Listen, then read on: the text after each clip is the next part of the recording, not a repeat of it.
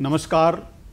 मानव मन का यह स्वभाव होता है, चाहे जितनी जीवन में कठिनाइयाँ आएँ, आपदाएँ आएँ, उनके बीच से संघर्ष करता हुआ वह पुनः आगे बढ़ता है, मंगल की कामना करता है और इसी मंगल की कामना के साथ मानव जीवन की प्रगति निरंतर होती रहती है।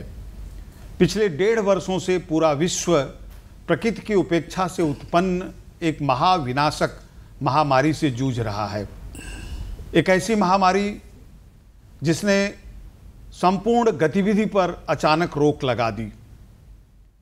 बड़ी रफ्तार के साथ भागता हुआ विश्व थम गया और कारण उसका था कि हमने प्रकृति की उपेक्षा की, हमने ऋतुओं की अपेक्षा की और प्रकृति प्रदत्त जो उपादान थे उनकी हमने उपेक्षा की। इस महामारी ने हमें यह सोचने को मजबूर कर दिया है कि हमें प्रकृति की ओर पुनः वापस लौटना है, लोक की तरफ हमें पुनः वापस लौटना है।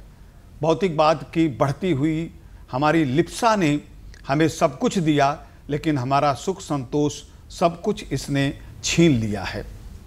हम आगे बढ़ने की ललक में प्रकृति के साथ, लोक के साथ हम छल करते गए और उसी का परिणाम हम सब भुगत रहे हैं। हर व्यक्ति अपने राष्ट्र से प्रेम करता है। पंडित राम नरेश त्रिपाठी का एक बहुत ही सुंदर गीत है, विश्वत रेखा का बासी जो जी लेता है हाँप हाँप कर, वह भी अपनी मातृभूमि पर प्राण निछावर करता है।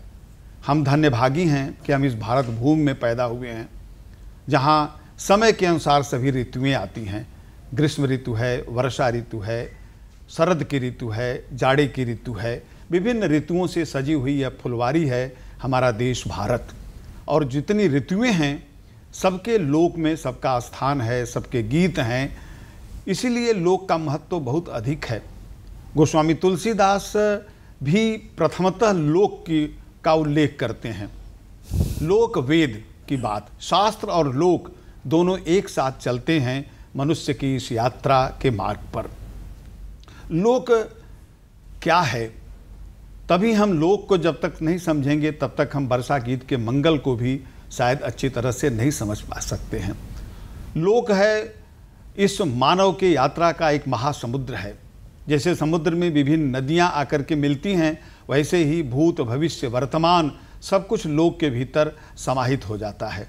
लोक का अर्थ केवल गांव नहीं है, लोक का अर्थ वह मन है जो कि किसी तरह के बाहरी अलंकरण से रहित बिल्कुल सरल है, सीधा है, वह लोक का मन है।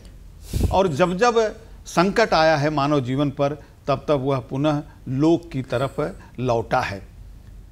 आचार्य हजारी प्रसाद द्विवेदी कहते हैं कि लोक की एक एक बहुओं पर रीतिकाल की 100-100 हजार नायिकाएं न्यौछावर की जा सकती हैं। तो लोक जो है वह सब कुछ से समृद्ध होता है। हमारे यहाँ भारतीय जनजीवन में, भारतीय परंपरा में प्रत्येक ऋतु के लिए अलग अलग गीत बने हुए हैं। ग्रीष्म के अलग गीत हैं, जाड़े के अलग गीत हैं। चैत का महीना और फाग का महीना आता है तो हम चैता और होरी के गीत गाते हैं। लेकिन वर्षा का समय, सावन का महीना, और वह सावन का महीना काशी के लिए तो अद्भुत है, क्योंकि सावन शिव को प्रिय है और काशी में शिव स्वयं विराजमान रहते हैं। काशी में पूरा काशी नगर जो है वह शिवमय बन करके रहता है, बम बम भोले की आराधना करता रहता है। और एक कथा भी आती है, इसकी चर्चा हम बाद में करेंगे। इस वर्ष पर बात करने के लिए हम लोकगीतों में वर्षा ऋतु के कितने उपादान हैं, कितने तरह के गीत हैं, कजरी है, बारहमासा है, इस पर बात करने के लिए, क्योंकि जहाँ मंगल है वहीं सब कुछ शुभ शुभ है। तो वर्षा मंगल के गीतों पर हम बात करने के लिए आपके समक्ष उपस्थित हुए हैं। आज के इस वार्ता में सबसे बाएं तरफ हमारे उपस्थित हैं डॉक्टर उदय प्रकाश पांडे जी। हम आपका स्वागत करते हैं Pandey ji. Doctor Uday Prakash Pandey ji Shri Baldev PG college बड़ा गांव में हिंदी के विभागाध्यक्ष हैं। भोजपुरी के राष्ट्रीय स्तर पर जाने माने कवि हैं, रचनाकार हैं। और अभी पिछले दिनों आपका एक संग्रह भोजपुरी गीतों का अरज निहोरा प्रकाशित हुआ, जिसकी खूब चर्चा है इस समय। हमारे बीच में पंडित हरिराम द्विवेदी, जिनका परिचय कराने की कोई ज़रूरत नहीं है, एक लंबे समय से आकाशवाणी के माध्यम से हरि भैया जिस नाम से जाने जाते थे पूरे पूर्वी उत्तर प्रदेश में, वैसे पंडित हरिराम द्विवेदी जी उपस्थित हैं। तमाम आपकी रचनाएं हैं और नदियों गईल दुबराय, पानी कहे कहानी, जीवनदायिनी गंगा, 15-16 कृतियाँ आपकी प्रकाशित हो चुकी हैं। और सबसे बड़ी बात है कि हरि भैया संस्कार गीतों के अद्भुत रचयिता हैं। हमारे जितने संस्कार हैं मानव जीवन के, उन सभी संस्कारों पर चुन चुन करके लोक को समृद्ध करते हुए आपके गीत हैं। आप हमारे बीच में उपस्थित हुए हैं। आप दोनों महानुभावों का मैं दूरदर्शन की ओर से स्वागत और अभिनंदन करता हूं। मैं डॉक्टर राम सुधार सिंह साहित्य का विद्यार्थी हूं, अध्यापक रहा हूं, और आपके बीच में इन दोनों महानुभावों को परिचित कराते हुए हम इस वार्ता को आगे बढ़ा रहे हैं। और सबसे पहले सावन का महीना है तो मंगल कब होगा? जब कजरी गाई जाएगी। कजरी का इतिहास बड़ा प्राचीन है। कभी ये माना जाता है कि कजरारे बादलों को देख करके कजरी नाम पड़ा, कभी विंध्यवासिनी के कज्जला नाम से कजली नाम पड़ा। चाहे जो भी हो, लेकिन सावन के महीने में झूले पर स्त्रियां जब कजली गीत गाती हैं तो यह वर्षा मंगल मंगल हो जाया करती है। सावन पूरी तरह से मंगल से भर जाता है। तो मैं पंडित हरिराम द्विवेदी जी से अनुरोध करूंगा कि आप, कजली के बड़े सारे प्रकार हैं। हमने सुना एक ढुनमुनिया कजरी भी हुआ करती है। कजरी के पहले दंगल हुआ करते थे। तो दंगल तो हम लोग यहाँ नहीं कर सकते हैं हमारे दर्शकों, लेकिन हम पंडित हरिराम द्विवेदी से कुछ चुनिंदा कजली जरूर सुनेंगे। आप भी इसको सुनिए और इस लोकगीतों के मंगल को समझिए और पूजिए। धन्यवाद राम सुधार जी। लोक मंगल की बात आई है, और ये जो लोक साहित्य है वो लोक मंगल से ही जुड़ा है।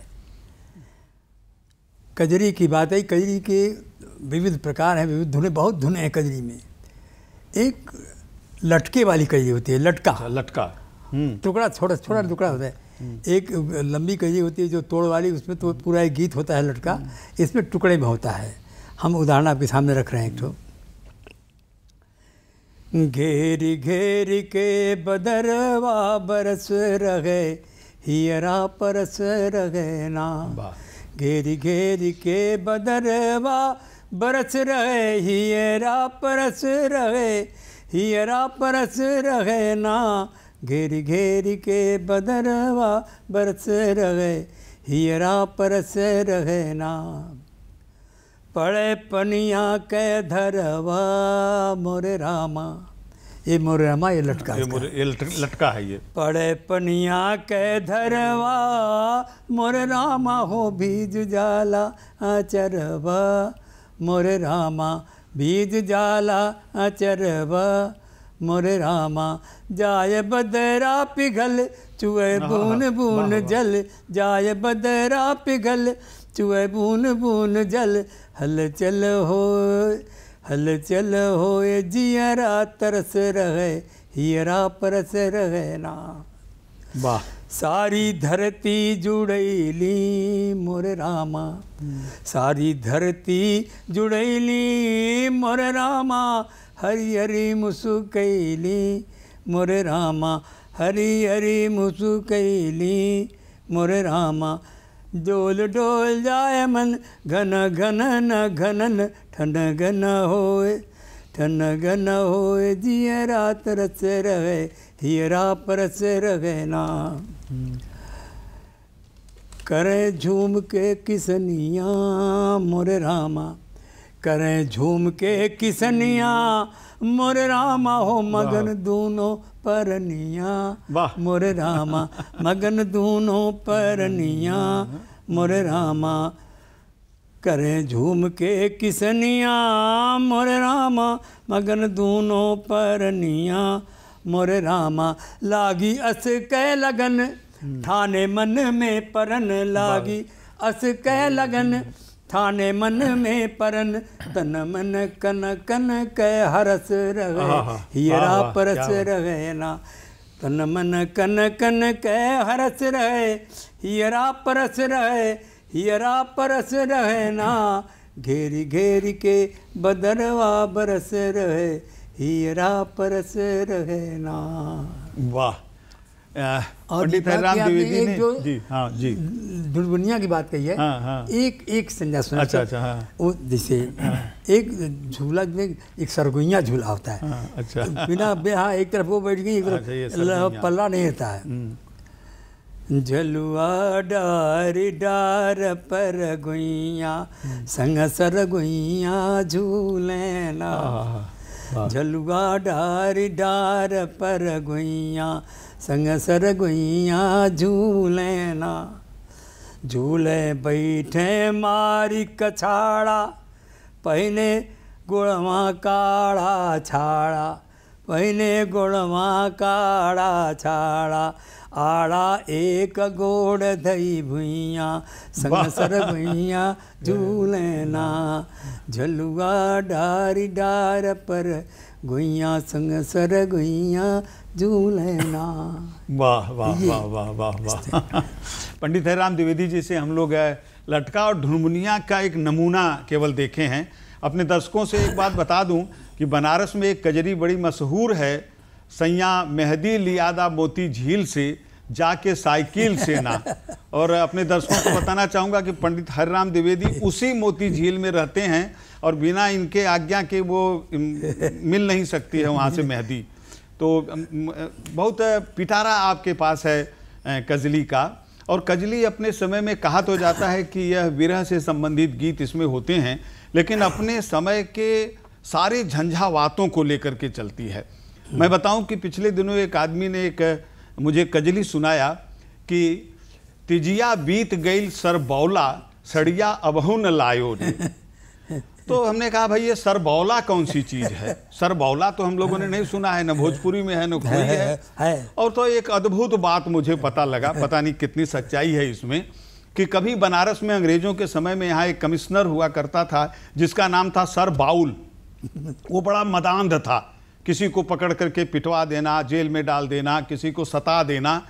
तो जब बनारस की सड़कों पर कोई मदांध सांड गुजरता था तो सब कहते थे सर बाउल जा रहा है, सर बौला हो गया और वह पति का बोधक बन गया, तिजिया बीत गई सर बौला। कितना संदर्भ अपने साथ कजली लेकर के चलती है। और अब हम, लेकिन यह सब कुछ के पीछे केंद्र में क्या है? मंगल है। हम इन गीतों के माध्यम से हम भविष्य के मंगल की कामना करते हैं और यह भी कामना करते हैं वर्षा की ऋतु के इन गीतों को हम गाएंगे, हम इसमें झूमेंगे, इसमें आनंद मनाएंगे, तब शायद हम सभी इस आपदाओं को पार करके हम आगे बढ़ेंगे। हम डॉक्टर उदय प्रकाश पांडे जी से अनुरोध करते हैं कि लोकगीतों का जो मंगल स्वरूप है उस पर आप अपनी बात कहें, हमारे दर्शकों को बताएं कि मंगल क्या है इन लोकगीतों का। धन्यवाद। मैं समझता हूँ कि लोकगीत एक तरह से मंगल गीत ही हैं, और इसलिए भी कि लोक की हमारी जो अवधारणा है वही बहुत मांगलिक अवधारणा है। हम यह नहीं मानते कि लोक पिछड़ा हुआ इलाका है, पिछड़े हुए लोग हैं और पिछड़े हुए लोगों का साहित्य लोक साहित्य है। हम ये मानकर चलते हैं कि ये पूरी जो दिखती हुई दुनिया है वो लोक है, और उस लोक के जितने भी रहवासी हैं, उन रहवासियों के जितने सहवासी हैं, सब लोग हैं, चाहे वो मनुष्य हों या पशु पक्षी हों या पहाड़ हों, नदियां हों, पेड़ पौधे हों, सब उस लोक में शामिल हैं। और सबके जीवन में अपने जीवन को संभव मानना और अपने जीवन में सबके जीवन को संभव रखना, ये हमारी लोक भाव है। इसे यूँ समझिए कि अगर कोई कहता है कि नदी हमारे लिए है तो वहाँ हमारा लोक नहीं है, और थोड़ा सुधर कर और थोड़ा सुधार कर कहता है कि नदी के लिए हम हैं, वहाँ भी हमारा लोक नहीं है। वहाँ भी नहीं। हमारा लोक वहाँ है जहाँ यह भावना है कि नदी के होने में हमारा होना है, हमारे होने में नदी का होना है। बिल्कुल। तो लोक एक तरह से हमारी जो लोक भावना है वो सबका साथ है, सबके साथ की साध है। और उदाहरण इसके बहुत सारे हैं, मैं एक आपको देता हूँ। वर्षा गीतों में एक झूला गीत होता है और बड़ा मशहूर झूला गीत है, जिसमें कहना ये है कि बेटियों को कोई दुख न दे। लोक उसमें यह कहना चाहता है कि बेटियों को कोई दुख न दे। और लोक किससे कह रहा है? लोक से कह रहा है। और जाहिर है कि उस लोक ने लोक में बेटियों को दुख दिए जाते हुए देखा है, तब कहा है।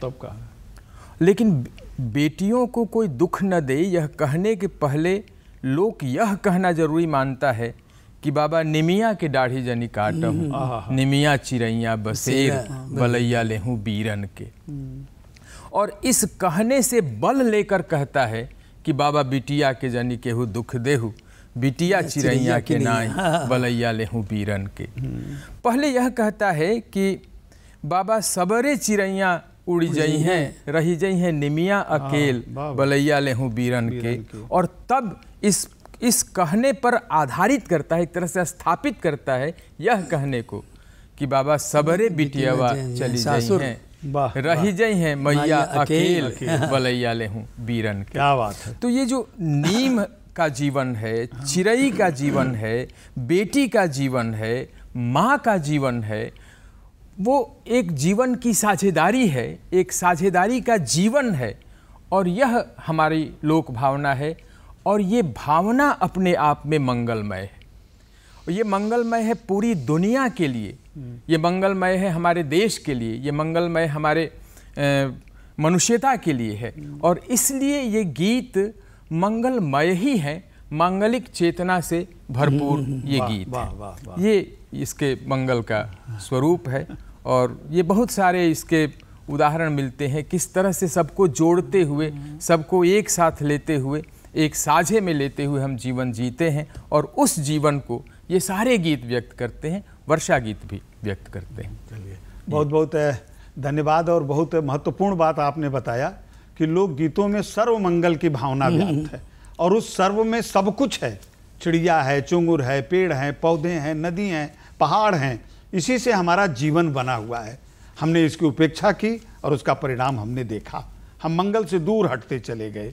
और बहुत वर्षा के गीतों की बात, अभी आपने झूला गीतों की बात कहा, मलार गीत हैं। और बड़े श्रम गीतों में दो महत्वपूर्ण हैं, रोपनी और सोहनी के गीत हैं। स्त्रियां खेत में इस समय धान रोपा जा रहा होगा, लेव लगा होगा, और उस लेव में धान रोपते हुए जो गीत गाती हैं वो रोपनी के गीत होता है।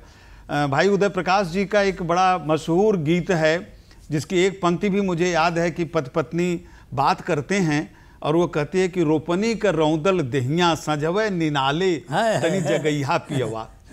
ये जो श्रम के साथ हमारा है ना, मैं निवेदन करता हूँ कि इस गीत को उदय प्रकाश जी हमारे दर्शकों को जरूर सुनाएं।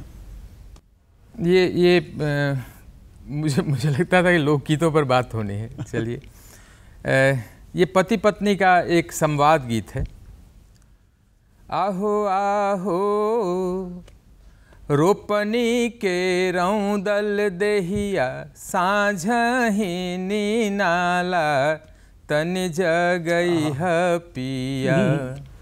रोपनी के रौदल देहिया साँझही नीनाला तनि जगई ह पिया। जनी छोड़ के सूतल के सूती जई ह पिया। आहो आहो हर के हकासल देहिया साँझही नीनाला तनि जगई ह धनी। जनी छोड़ के सूतल के सूती जई ह धनी। आहो आहो